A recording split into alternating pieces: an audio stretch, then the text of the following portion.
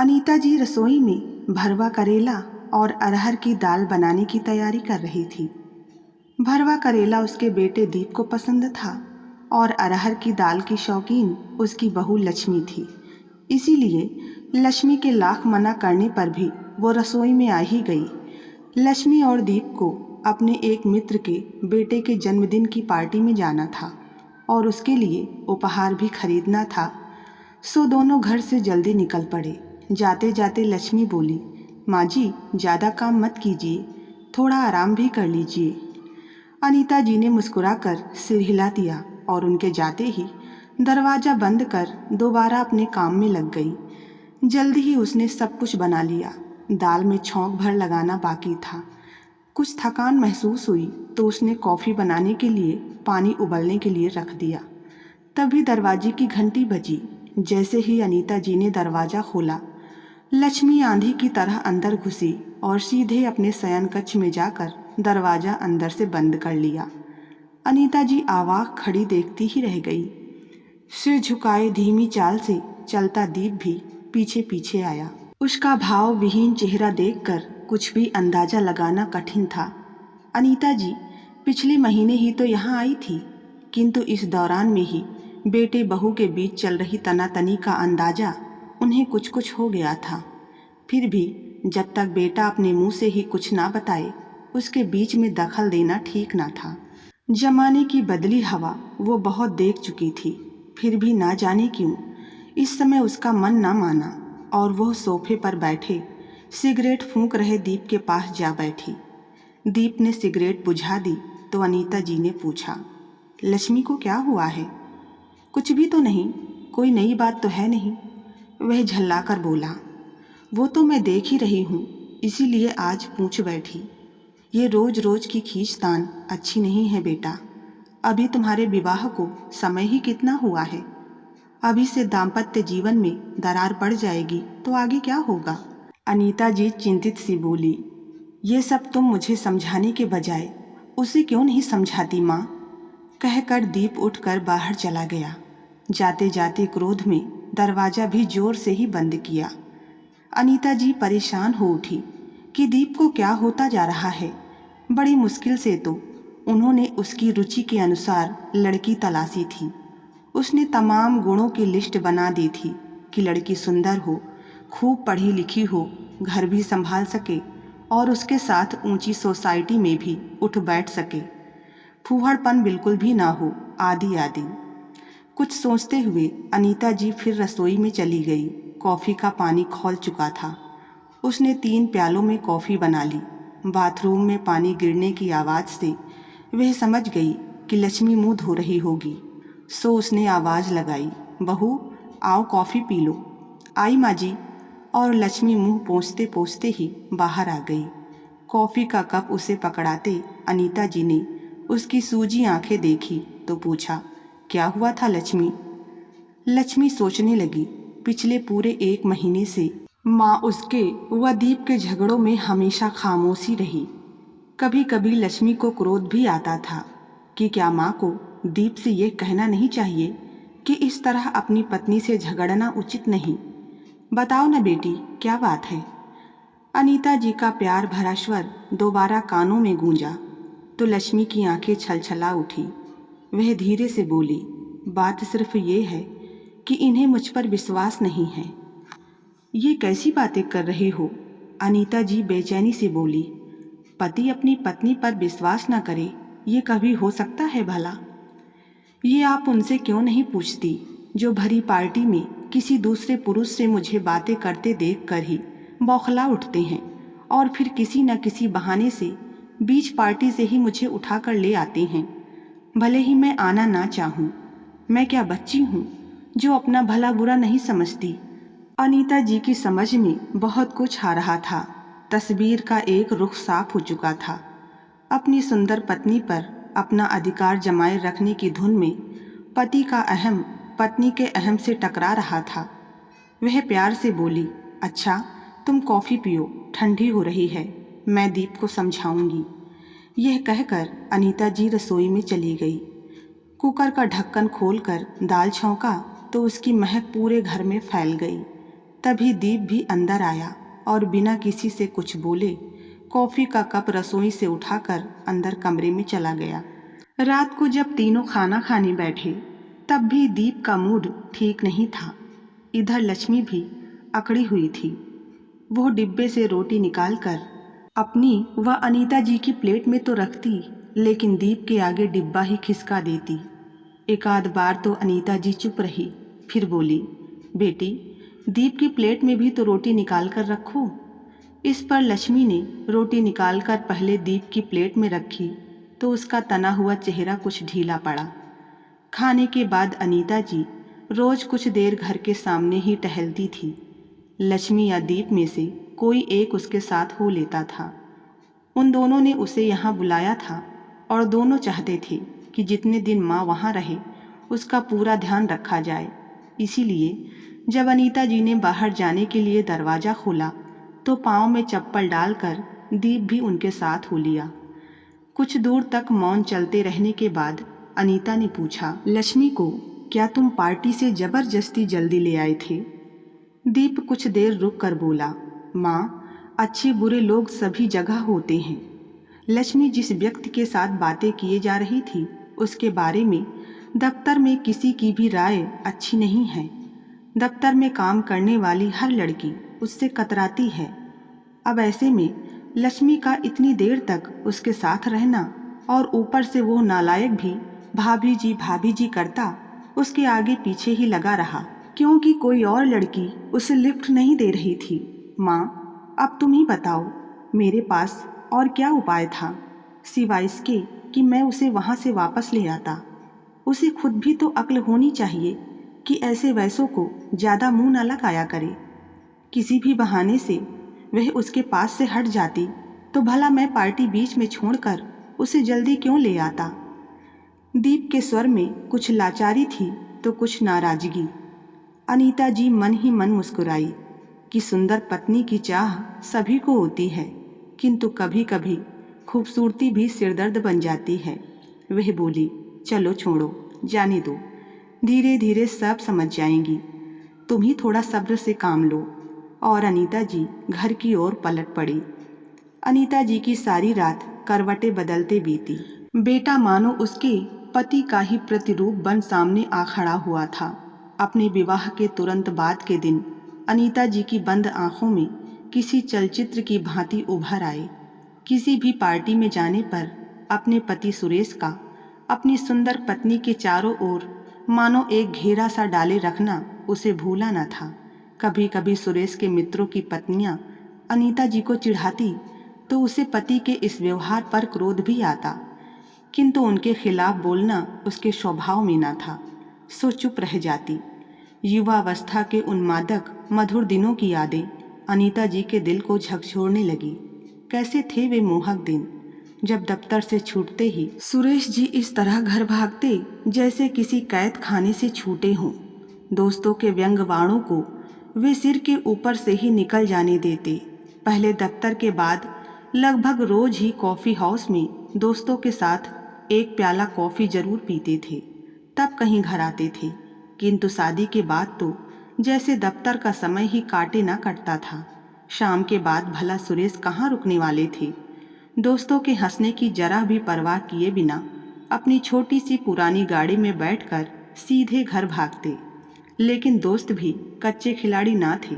कभी कभी दो चार इकट्ठे मिलकर मोर्चा बांध लेते और उनसे पहले ही उनकी गाड़ी के पास आकर खड़े हो जाते। तभी कोई कहता, यार बोर हो गए हैं कॉफ़ी हाउस की कॉफ़ी पी पी कर, आज तो भाभी जी के हाथ की कॉफ़ी पीनी है। इससे पहले कि सुरेश हाँ या ना कहे सब के सब गाड़ी में चढ़कर बैठ जाते। इधर अनीता रोज ही शाम को पति के आने के समय विशेष रूप से बन संवर कर तैयार रहती थी। ये उसकी माँ का दिया मंत्र था कि दिन भर के थके हारे पति की आधी थकान तो पत्नी का मोहक मुस्कुराता मुखड़ा देखकर ही उतर जाती है। किंतु जब सुरेश मित्रों को लिए घर पहुंचता और वे सब उसकी सुंदर सजी धजी पत्नी को भाभी जी कहकर घेर लेते तो सुरेश अलग थलग कुर्सी पर जा बैठता। मित्र भी तो कम शरारती ना थे, सुरेश के मनोभावों को समझकर भी अनजान बने रहते। उधर अनीता जी उनके सबके सामने बढ़िया नाश्ता रखकर कॉफ़ी बनाकर स्नेह से उन्हें खिलाती पिलाती। यह सब देखकर सुरेश और कुढ़ जाता। अनीता स्थिति की नज़ाकत समझती थी और अब तक वो सुरेश के स्वभाव को अच्छी तरह जान चुकी थी, इसीलिए वह उसके मित्रों को जल्दी जल्दी खिला पिलाकर विदा करने की कोशिश करती। मित्रों के जाते ही सुरेश पत्नी पर बरसते।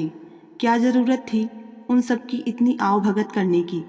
तुम थोड़ा रूखा व्यवहार करोगी तो खुद ही आना छोड़ देंगे, लेकिन तुम तो उनके सामने मक्खन मलाई हो जाती हो। वाह वाही लूटने का शौक जो है। सुरेश की कटु आलोचना सुनकर अनीता की आंखें भर जाती, किंतु उसमें गजब का धैर्य था। वह अच्छी तरह जानती थी कि इस स्थिति में वो उसे कुछ भी समझा नहीं पाएगी।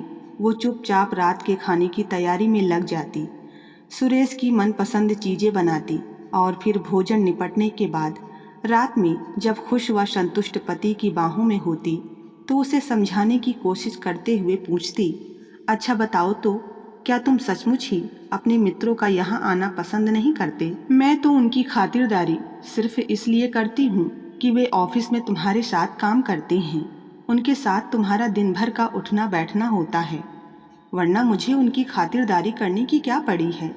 यदि तुम्हें ही पसंद नहीं तो फिर अगली बार से उन्हें केवल चाय पिलाकर ही टरका दूंगी। अरे नहीं नहीं, सुरेश और भी कसकर उसे अपनी बाहों में जकड़ लेते। ये ठीक नहीं होगा।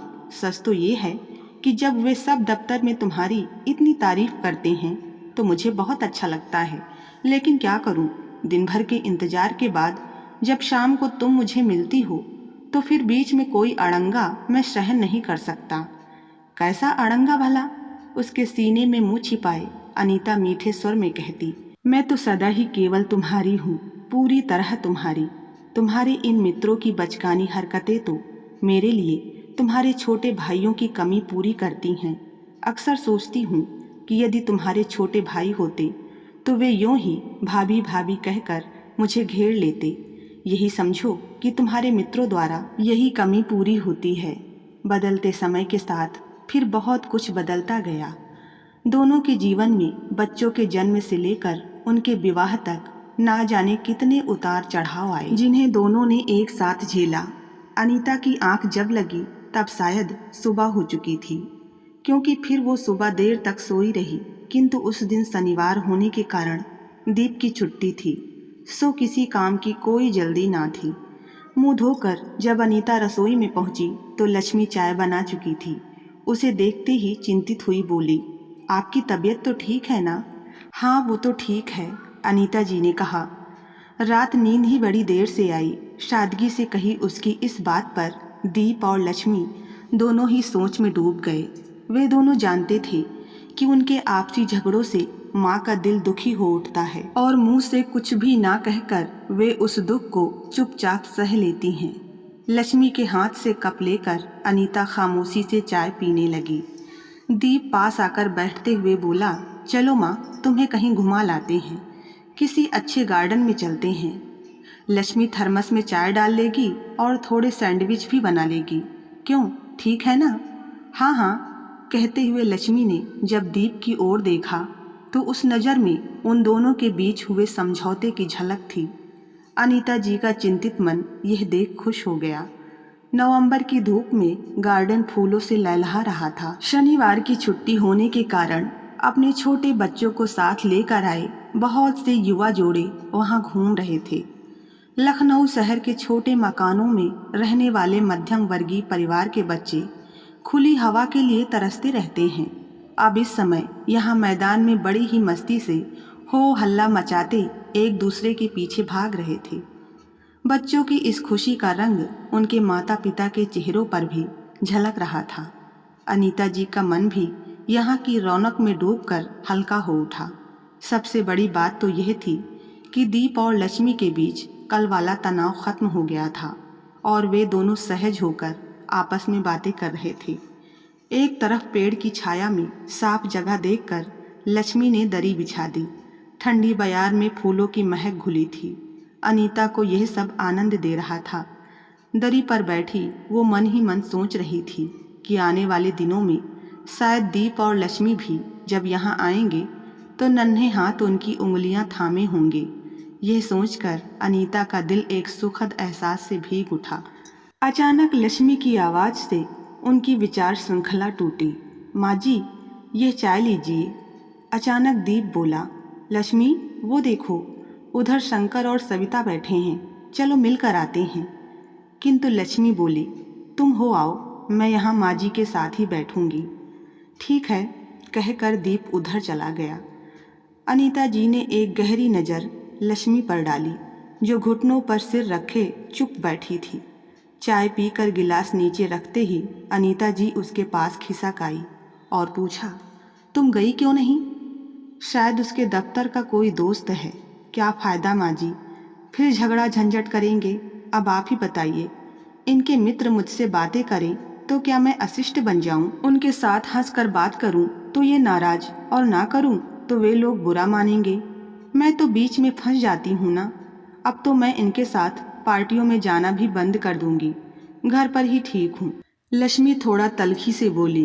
अनीता कुछ देर उसके खूबसूरत चेहरे को देखती रही, जहाँ एक आहत सी अहम भावना की परछाई थी। फिर कुछ सोचकर समझाते हुए बोली, दीप तुम्हें बहुत चाहता है, इसी से उसमें तुम्हारे प्रति ये भावना है। पति के दिल की एक छत्र स्वामिनी होना तो बड़े गर्व की बात है। तो फिर अब इस बात को भी समझो कि तुम्हारे साथ किसी का गलत व्यवहार दीप को कभी सहन न होगा। विवाहित जीवन में पति का अंकुश पत्नी पर और पत्नी का अंकुश पति पर होना बहुत जरूरी है।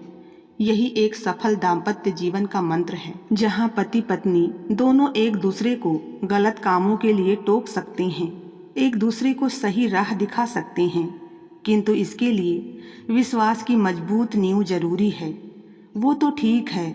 लक्ष्मी का चेहरा शर्म से लाल हो गया, किंतु जब औरों को देखती हूँ तो लगता है कि उन्हें इस बात की चिंता ही नहीं कि उनकी पत्नियाँ कहाँ किससे बातें कर रही हैं। तब तो तुम ये भी देखती होगी कि लोग कभी कभी शराब के नशे में डूबे उनसे गलत व्यवहार भी करते होंगे। अनीता जी ने कहा तो लक्ष्मी बोल पड़ी, हाँ, ये सब तो कभी कभी चलता है। इन पार्टियों में सभी तरह के लोग होते हैं। अनीता जी गंभीर स्वर में बोली, तो बेटी, जरूरी है कि एक दूसरे के इस टोकने को गलत ना समझा जाए, बल्कि उसके मूल में छिपी सही विचारधारा को समझा जाए।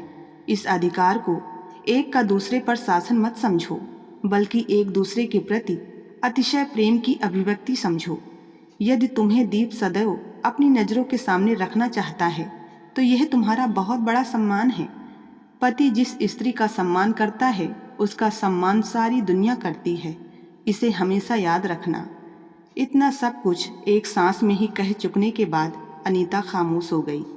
उसकी बातें बड़े गौर से सुनती लक्ष्मी के सामने विवाहिता जीवन का एक नया ही रहस्य खुला था कि आज के इस नारी मुक्ति युग में पति का पत्नी पर अपना अधिकार साबित करना कोई अमानवीय काम नहीं, बल्कि उसके अखंड प्रेम का संकेत है।